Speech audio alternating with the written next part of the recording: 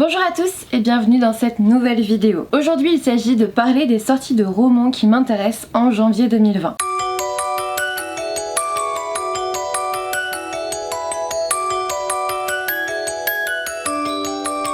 Du coup j'avais très envie de vous parler des sorties de janvier qui m'intéressent, même s'il y en a qui sont déjà sorties, même s'il y en a que j'ai déjà, qui sont juste là à côté, on va justement pouvoir en parler.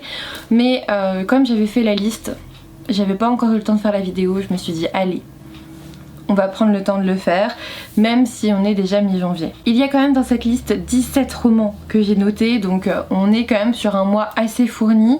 Je vais en recevoir plusieurs, je vais en acheter plusieurs aussi, donc je vous dirai tout ça en allant.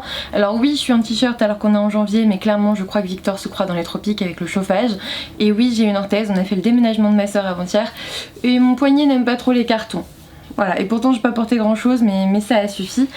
Du coup on commence tout de suite avec un roman que j'ai déjà acheté, que j'avais précommandé parce que c'est Marie Pavlenko, c'est Et le désert disparaîtra aux éditions Flammarion. C'est un roman qui me faisait super envie parce que c'est Marie Pavlenko, que j'aime beaucoup cet auteur, que j'aime beaucoup sa plume. J'ai toujours pas lu Un si petit oiseau, mais je regrette pas d'avoir acheté celui-là parce que je pense qu'on va avoir une portée écologique, déjà rien qu'avec la couverture, mais aussi si vous avez l'occasion de le voir en librairie, n'hésitez pas à le toucher, c'est fait avec, donc il y a une encre d'origine végétale et il n'y a pas de pelliculage plastifié, donc voilà, le papier est certifié aussi, garantie d'une gestion durable de la forêt. Bref, on est sur de l'écolo, même au niveau de la confection en fait du roman en lui-même. J'ai hâte de voir ce que ça donne, j'ai pas envie de relire le résumé parce que je vais vous montrer comment c'est écrit à l'intérieur. C'est méga aéré, c'est genre dans mes prochaines lectures, mais je pense qu'il va me faire 2 jours en fait, voire une journée. Si j'ai rien à faire dans la journée, je vais me le faire et on va en parler dans un prochain update lecture. Ensuite, je l'ai pas encore reçu, mais ça ne saurait tarder parce qu'il est en route, je l'ai déjà lu. Il s'agit des Arcanes d'Emera, le tome 3 d'Elina EC aux éditions Inceptio. Vous savez que ça a été une de mes sagas coup de cœur. J'ai lu le tome 3 en numérique parce qu'en fait, alors je devais recevoir le service de presse, hein, mais à chaque fois, ils l'envoient après la sortie et c'est un peu dommage. Et ils avaient laissé la version e-book, alors je sais plus, c'était à 5, 6, 7 euros, un truc comme ça, mais ils l'avaient rendu disponible genre il y a 3 semaines avant sa sortie, alors qu'il est sorti avant-hier, non hier, vous voyez ce que je veux dire. Et du coup je l'ai déjà lu.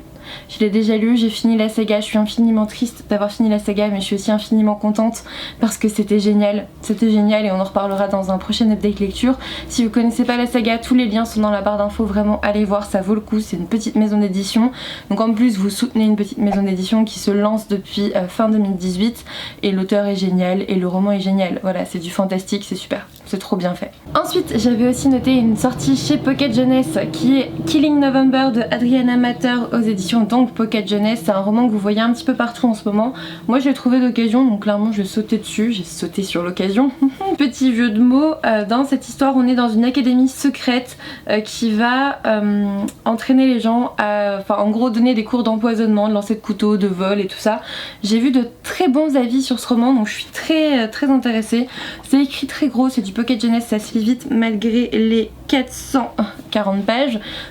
On va se le faire bientôt, il me fait envie et je pense que d'ici 3 mois j'aurai plus envie de le lire. Ensuite j'avais aussi noté la prochaine parution de Laure Manel, donc c'est histoire d'arrobase, histoire d'amour, je ne sais pas bien, il y a une arrobase en fait, donc voilà.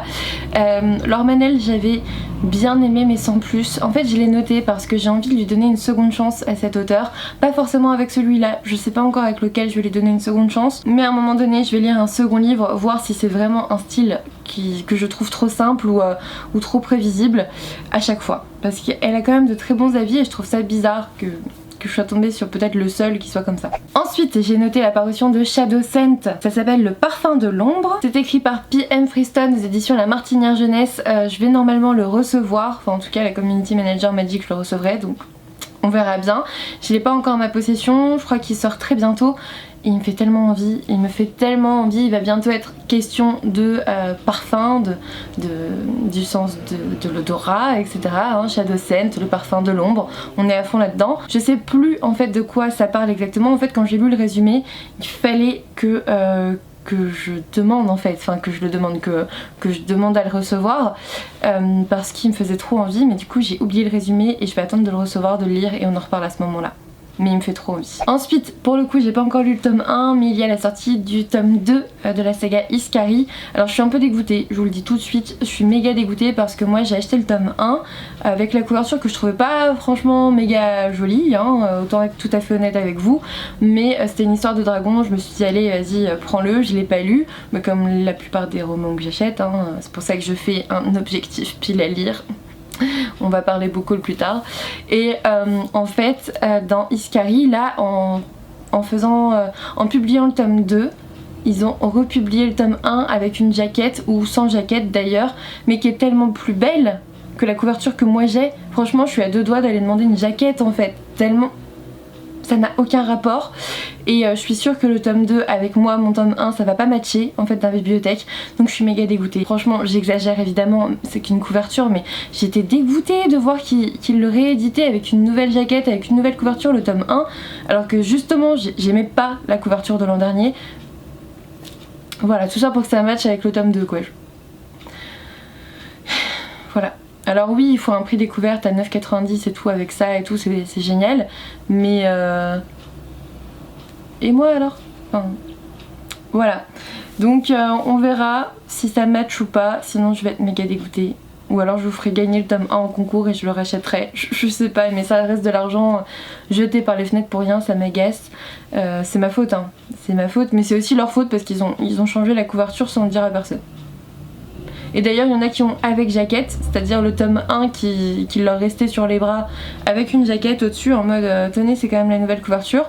Et il y en a, ils ont directement la deuxième couverture quoi, donc c'est aussi un peu bizarre. Ensuite chez Flammarion j'ai noté le roman de Pauline Klein, c'est La Figurante.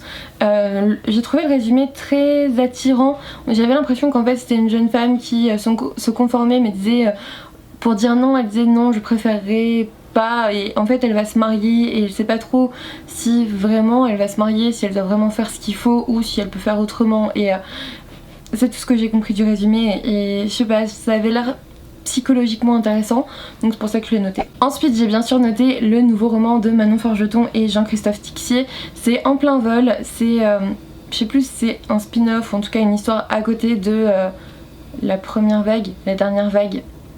J'ai oublié, je vous mettrai les couvertures parce que j'ai oublié. Bref, il y a En plein vol qui sort, j'ai vu la couverture, ça a l'air plutôt pas mal, mais comme j'ai pas lu le précédent des deux auteurs, j'attends, vous voyez, faut que je lise d'abord le premier tome, enfin le premier tome, l'autre livre. Pardon, pardon pour cette présentation hasardeuse, je fais ce que je peux. Ensuite, je sais que vous êtes beaucoup à l'attendre, il y a le tome 2 d'Interfil d'Antonin Hadjier. J'ai le premier tome donc je vais me le faire histoire de pouvoir continuer la saga. Moi je crois que j'en ai marre de commencer les sagas au premier tome à chaque fois, donc je les achète parce que ça m'intéresse, mais je devrais même pas les acheter en fait, je devrais juste attendre de voir parce que par exemple, Caraval je vais pas la commencer en fait, parce que j'ai vu l'auteur qui disait qu'ils allaient pas faire le tome 3 de Caraval, ça n'a aucun intérêt, moi j'en ai marre, je suis désolée. Hein. En plus je suis partenaire avec eux, je suis navrée. Je vais être virée alors que je viens juste d'arriver partenaire avec eux, mais j'en ai marre des maisons d'édition qui commencent des sagas et en fait il vaudrait mieux continuer, enfin attendre en fait la fin de la saga, l'apparition de la fin du dernier tome pour voir si vous vous lancez dedans, parce que y a plein de maisons d'édition, mais Pocket Jeunesse l'a fait aussi, enfin il n'y a pas que Bayard, il n'y a pas que Million Bayard, loin de là, et il y en a plein qui font ça, genre ils mettent le tome 1, ils sortent le tome 1, ils sortent le tome 2 et on n'a pas gagné assez d'argent avec, bah on sort pas le tome 3, mais putain alors oui je peux lire en anglais mais je trouve pas ça correct pour ceux qui peuvent pas lire en anglais. Voilà, c'est tout, c'était mon coup de gueule de la vidéo. Je commence bien 2020, je vais me faire virer de partout moi déjà. J'ouvre déjà ma gueule, peut-être que je couperai ça au montage, peut-être pas, hein. Après tout, soyons honnêtes. Ensuite j'ai noté un manga, c'est le seul manga qui m'intéresse vraiment ce mois-ci. C'est La Petite Faiseuse de Livres, le tome 1. Personnellement je l'ai précommandé, donc je vais le recevoir et on en parlera vite. Et puis j'ai noté aussi le petit dernier de Liane Moriarty, c'est 9 parfaits étrangers. Il me semble qu'on est dans une sorte d'hôtel, je crois, en tout cas dans une structure comme ça avec plusieurs personnes qui ne se connaissent pas, qui vont se retrouver ensemble, 9 parfaits étrangers, et c'est du Liane Moriarty. Personnellement j'avais vraiment bien aimé À la recherche d'Alice Love, j'ai acheté Le Secret du Mari il y a pas très longtemps, et ouais j'aime bien Liane Moriarty, donc il se peut que je me le fasse, mais je vais peut-être attendre la sortie poche pour une fois. Les poches ça compte pas, je l'ai toujours dit. Ensuite j'ai noté du Hugo roman, oui parce que j'avais dit qu'il irait de la romance en 2020. J'ai déjà commencé d'ailleurs une romance que j'ai achetée le mois dernier. Si c'est pas beau les gars, les résolutions livresques, c'est dingue.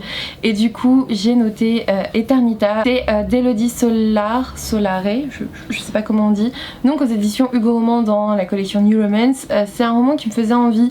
On suit une jeune fille avec un père influent qui veut devenir un peu plus haut dans la politique, je crois, si je ne confonds pas avec un autre, et il va lui attribuer un garde du corps qui doit la surveiller parce qu'elle faisait un peu n'importe quoi, sauf que ça nuit un peu à l'image de son père, donc il va falloir la surveiller. Et j'ai envie de voir ça parce que ça va forcément être une romance entre le garde du corps assez dur et tout, assez macho j'espère, voilà, et la jeune fille un peu relou, voilà, il faut le dire. J'attends de voir, je veux le lire. Je veux le lire, ça me dit bien en ce moment la romance, je vous l'ai dit, donc je le lirai, on en parlera en février. Pour le coup je me le suis pris, j'ai envie de découvrir Vikyland avec les belles apparences de Vikyland évidemment, aux éditions Hugo Roman dans la collection New Romance. J'ai aussi de cet auteur, non c'est pas la même auteur, bah, j'avais rien de cet auteur en fait, non, bah laisse tomber. Ce roman, on en a parlé lors du club de lecture qu'on a réalisé sur Amiens samedi. Il y avait une des personnes présentes, donc Nathalie, qui nous en parlait, qui disait qu'elle avait bien aimé, qu'elle l'avait lu genre en une journée, un truc comme ça. Donc j'ai très envie de le sortir de ma pile à lire avant qu'on ne le voit réellement partout. Déjà là, avec tous les partenaires du Hugo Roman, forcément on le voit un peu partout. Mais j'ai encore envie de le lire.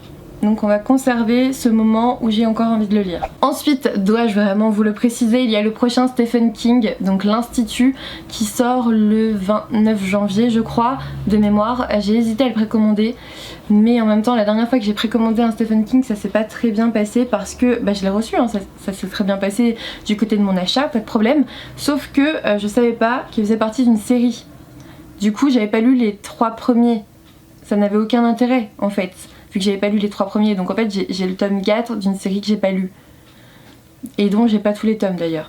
Et vous savez c'était Mister Mercedes et tout ça, et du coup j'étais dégoûtée et je n'avais plus de batterie pile au moment où je parlais de Stephen King. Du coup je disais tout simplement que l'Institut de Stephen King m'attirait énormément en fait, parce que j'ai l'impression que c'est un one shot et bah, j'ai bien envie de lire ce one shot, ça a l'air super intéressant même au niveau du résumé, donc peut-être que vous en entendrez parler par ici. Ensuite j'ai aussi remarqué Là où chantent les écrevisses de Delia Owens.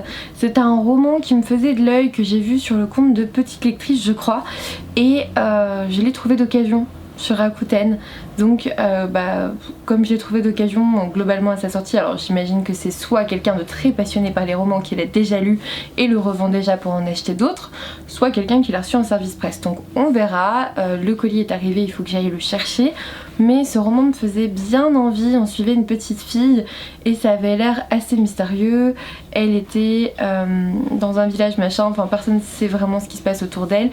Je sais pas, ça avait l'air d'être globalement bien écrit rien qu'au niveau du résumé, et j'avais très envie de découvrir cette histoire, donc on en parlera j'espère très vite. Et ensuite la dernière sortie que j'avais notée, c'était Fallait pas me chercher d'Emma Green aux éditions Addictive je pense. Emma Green c'est celle qui avait écrit Imparfait que j'avais beaucoup aimé, enfin ce sont celles parce que ce sont 2 auteurs associés en un seul pseudo, et je vous avoue que j'avais bien aimé Imparfait. Je me suis notée Fallait pas me chercher, mais en même temps je crois qu'il fait genre aïe, il fait cette taille là. Il va falloir que j'arrête de faire ça. Il fait à peu près cette taille là je crois, je l'ai vu passer, et du coup je crois que je le découvrirai pas, mais il m'intéressait quand même au niveau de la sortie. En plus je trouve la couverture plutôt canon, donc voilà. C'était tout ce que j'avais à rajouter. Je suis dégoûtée que ma batterie m'ait lâché en plein milieu, d'ailleurs j'ai dû attendre un quart d'heure pour reprendre. Je suis désolée si le cadre est un peu différent parce que du coup j'ai du tout bougé et tout. J'espère en tout cas que cette vidéo vous aura quand même plu, même si c'était un petit peu brouillon, j'en suis navrée, voilà, je suis navrée, je ferai mieux la prochaine fois, ou en tout cas tout à l'heure pour un book haul. Et puis n'hésitez pas à me dire si certaines de ces sorties vous intéressent, si vous aussi vous allez craquer ce mois-ci finalement, même si vous aviez pris la résolution de ne pas le faire. C'est tout, ça arrive, hein. Ça arrive même aux gens très bien, ne vous en faites pas, c'est pas grave. Un petit pouce bleu, un abonnement si ça n'est toujours pas fait, ça me fera toujours plaisir. N'hésitez pas à aller faire un petit tour sur mon Utip, je vous demande pas d'argent, hein. Globalement je demande juste si vous avez 20 secondes, regardez une petite pub par-ci par-là, parce que je pense qu'il va falloir que je rachète des batteries à côté hein, pour ne plus avoir ce genre de problème. N'hésitez pas en tout cas à me laisser un petit commentaire, à me dire ce que vous pensez de tout ça, et puis moi je vous dis à bientôt pour une nouvelle vidéo. I really wanna know